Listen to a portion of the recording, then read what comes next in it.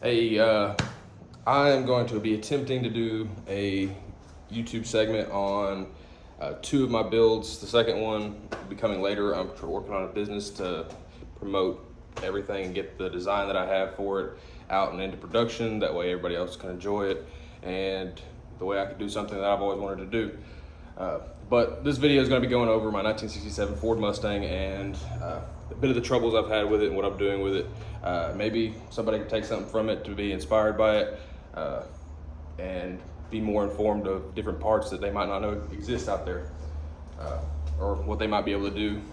So I'm going to go over everything. You're not going to see my face a whole lot in this, but I'll be showing most of the car. This might be kind of going all over the place, but I'm going to do my best and try to stay on topic, and we'll be going from there. But let's get started. This is Shelby. She's a 1967 Ford Mustang Coupe, two-door, of course. I've never seen a four-door besides the Mach-E. She is a 28 10.5 car, small tire car with a 4-link from S&W Race Cars, wishbone from TRZ with TRZ Camaro. I don't have the trunk open and it's a bit of a pain to open, but we're gonna see if we can get it open real quick. Let me pause this. And I'm back. So I got the trunk open. It is TRZ rear coilover mounts and strange rear 7-inch coilovers, 3.5 inches down, 3.5 inches up. Sits somewhere in the middle. I don't have them adjusted yet because I don't know how to measure them and get them adjusted properly, but I've also got to work with making new trunk hinges, tubbing it out. A lot of this stuff was supposed to be done whenever I had the chassis done, but I got the short end of the stick. That is a Ford 9-inch with strange axles in the middle of it. You won't be able to see the axle ends, but these are a set of polished 3030 drag ops with Tick Performance, 12-point lug nuts, strange rear brakes, and I believe I got all the Heim joints from TMR Customs, which they do off-road stuff, which is the direction my other build is going, so I will be doing a lot of business with them eventually. I like the Hoosier looks. Personally, I have a set of Mickey Thompsons. These are both the set of used slicks.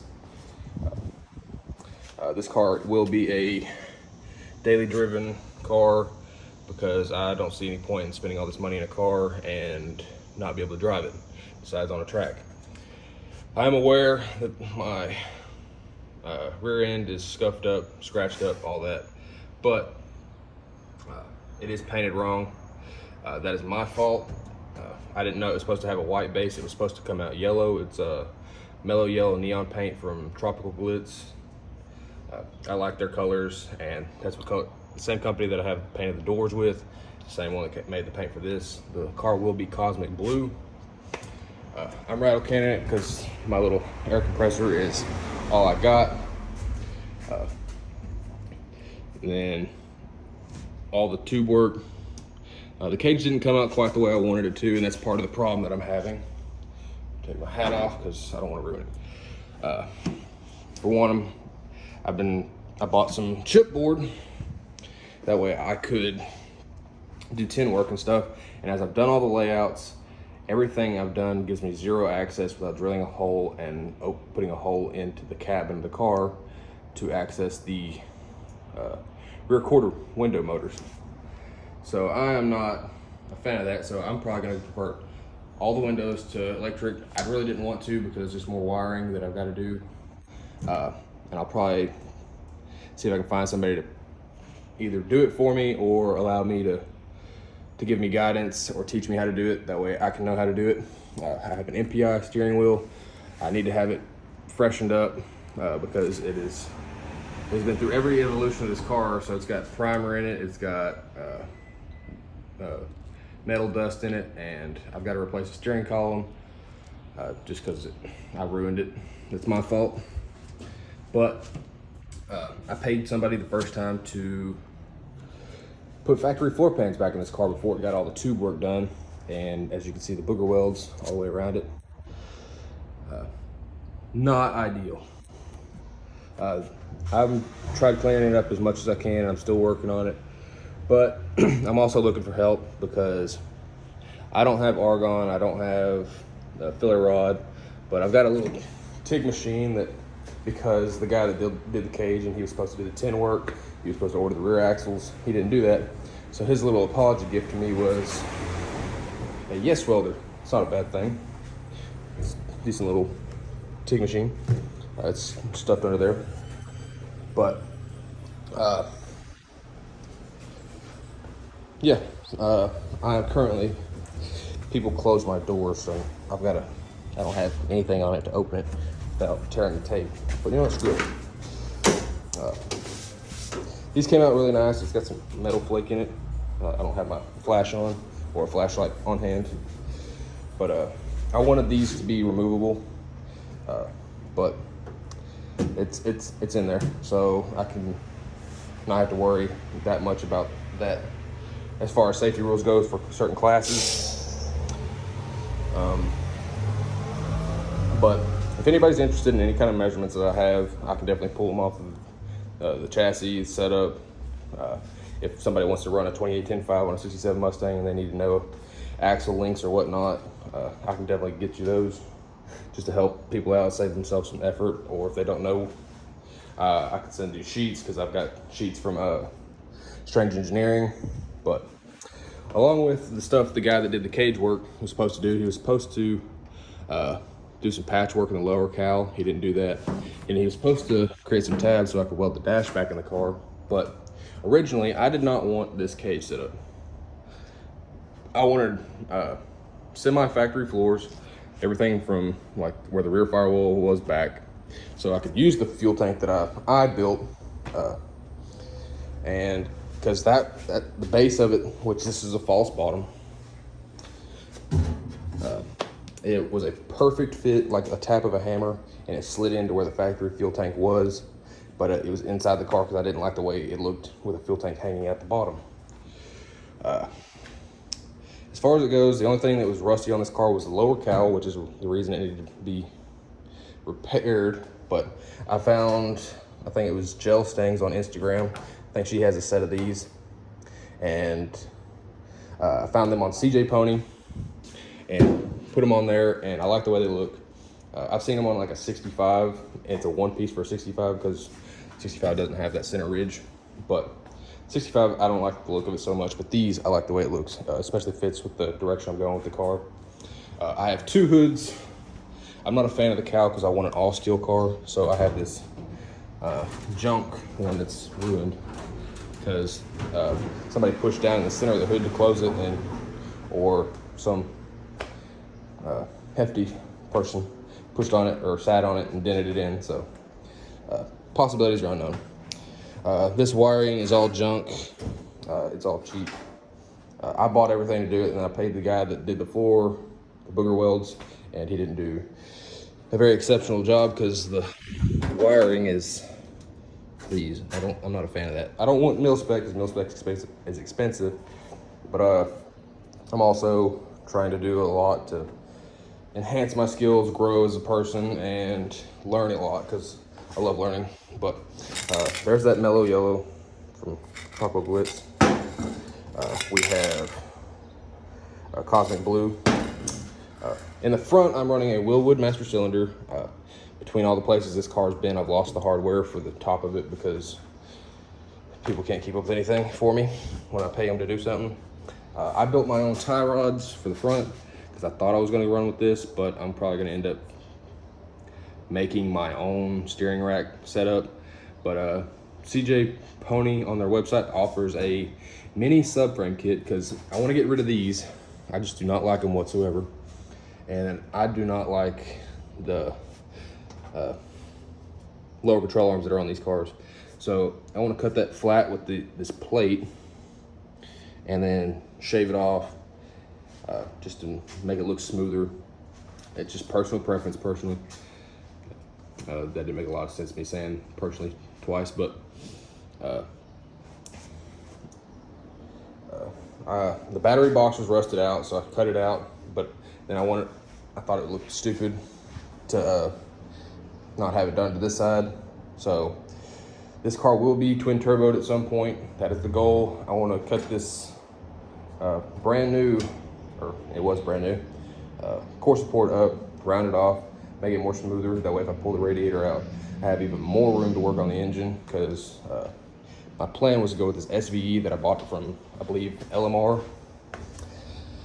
And it comes with the SVE fan setup, but I cut 2 of the tabs off for the way I wanted it to sit. So these were basically locators. That's why there are, yeah, these little notched holes. But that's going to be getting cut out in either a round tube to pull it together and go from there. But I wanted to do like a full solid mount system with a front plate, mid plate, solid motor mounts, just to reinforce it, get some stress off the cylinder walls of the block.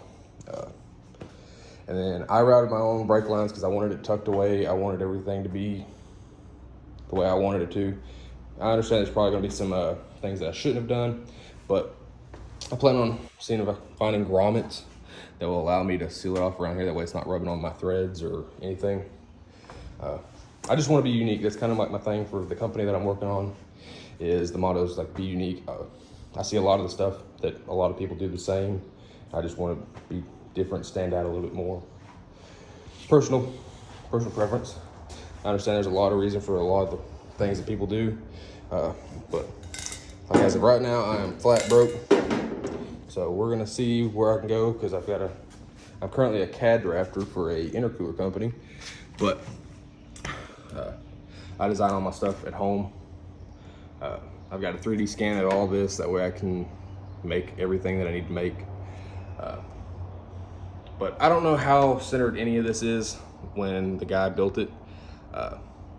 I was there for some of the stuff he did, like these X's. No measurements were pulled. It was just like, hey, I want to get this part of this tube to butt up to this corner, and we'll just see if we can get any kind of distance up here on the frame rail.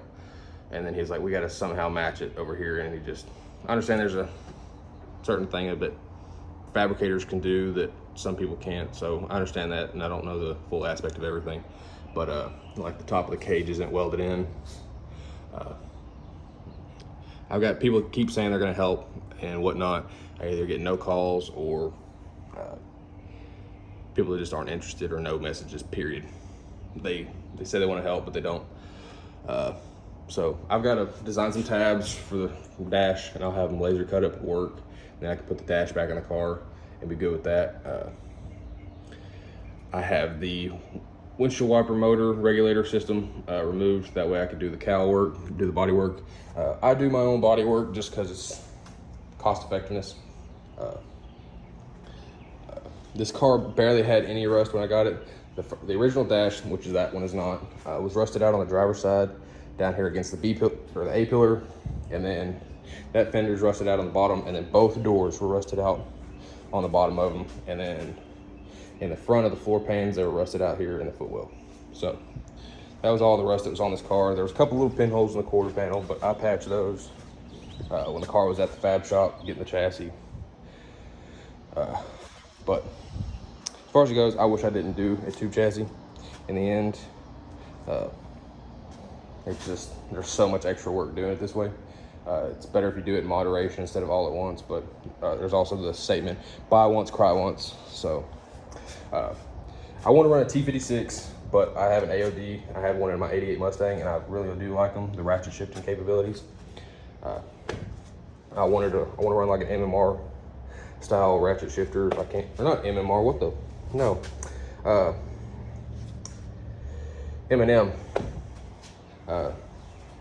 pistol grip shifter. This car, I thought I wanted to run Fuel Tech, but I think that's just too much of a drag setup personally.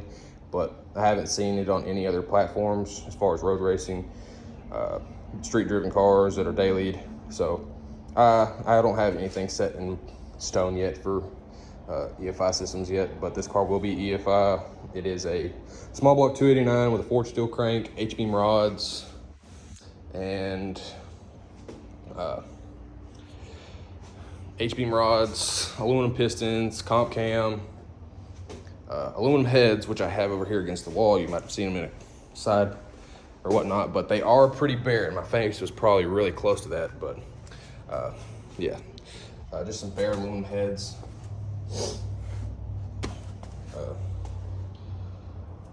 And I've got the engine inside my apartment.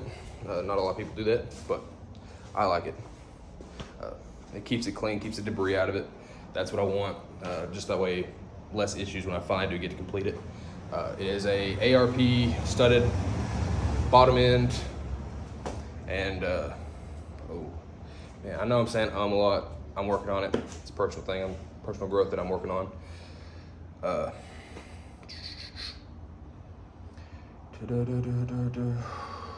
and an RCD, which is, I don't know how I forget that. It's an RCD gear drive timing setup.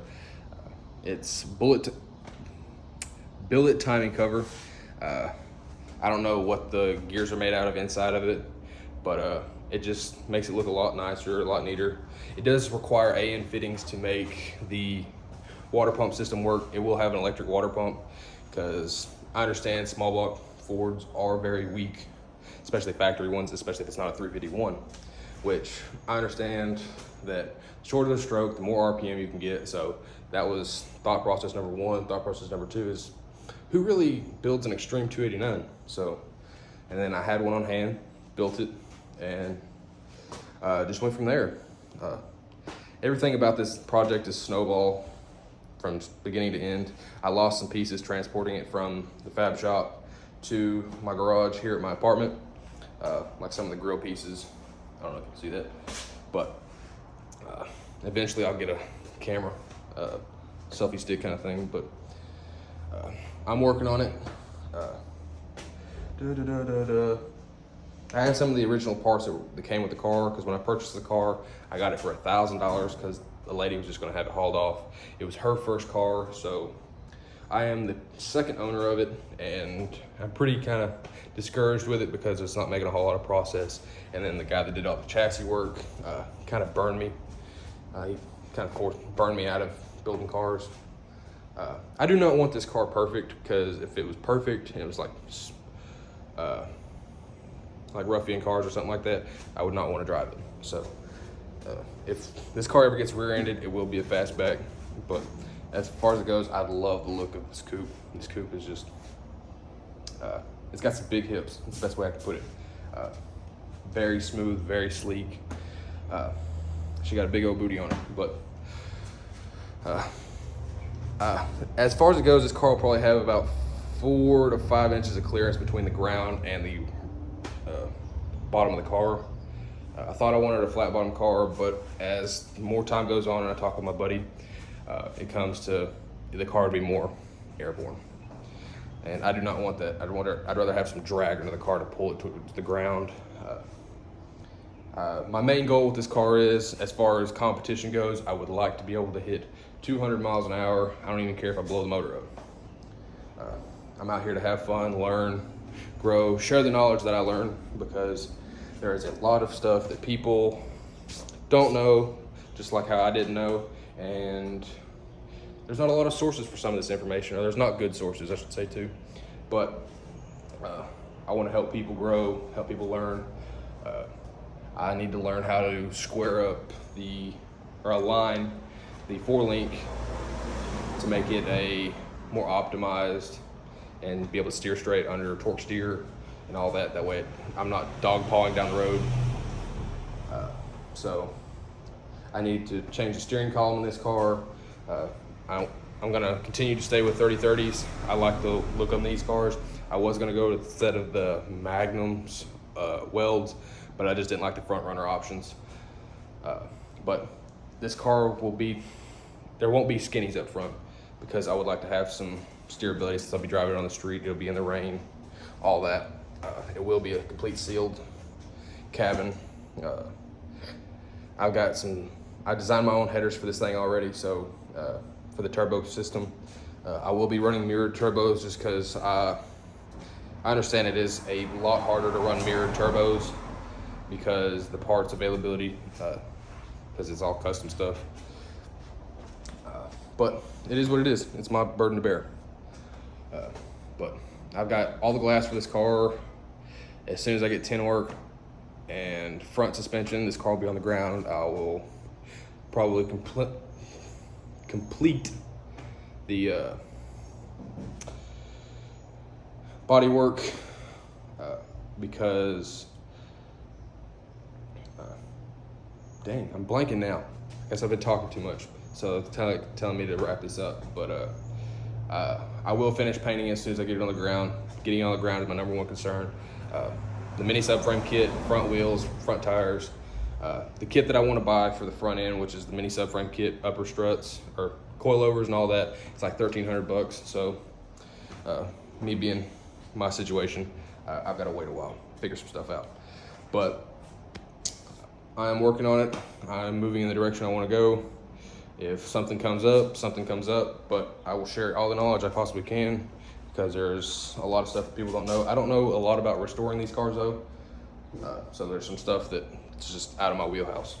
But whenever I start making progress on the other vehicle and get that roller coaster moving, I will be doing a whole nother segment on that in a different category and all that, because that is more going to be off-road for a vehicle that's never been off-roaded. It is pretty new. Screw it, I'll save the spoilers. It's a 2022 Hyundai Santa Cruz. There's a lot of people that told me I shouldn't do it, but I take that as more of a what's it called, a challenge to do so. I've got some people kind of waiting on me to make that happen, so I can actually promote it, get that stuff out there, go to competitions. My main goal with it is to go and compete in Baja and the Dakar Rally, because Hyundai is not in Dakar Rally. So Honda is, but not Hyundai. I've got the designs for it. I've already got people lined up, prizes set. I'm just waiting for the money to come in. That's where I'm at. But I hope everybody has a great day or night, whatever you're watching this. So if you have any questions, comments, constructive criticism, leave it in the comments. I appreciate it. Thank y'all.